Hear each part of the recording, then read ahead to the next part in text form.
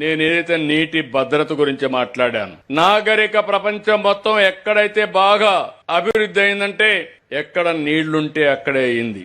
ఈ విషయం మీరు గుర్తుపెట్టుకోవాలి. ఈ రాయలసీమలో నేను కూడా పుట్టా. ఈ రాయలసీమలో నేను కష్టాలు చూసా.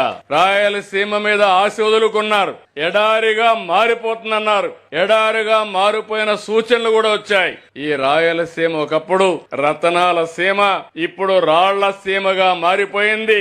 మొట్టమొదటిసారిగా మన ఆశలు చిగురించే విధంగా చేసిన వ్యక్తి నందమూరి తారక రామారావు గారు.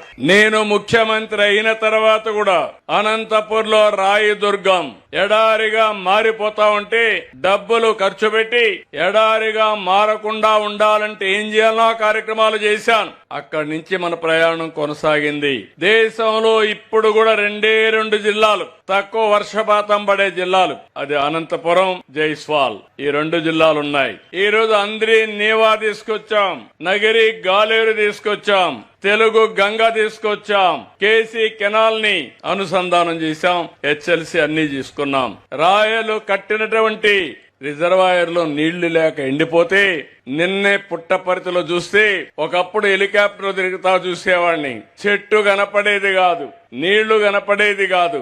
ఈ రోజు గర్వంగా చెప్తున్నా, ఎక్కడ చూసినా జల కళ రాయలసీమకు వచ్చిందంటే అది మన దూరదృష్టి.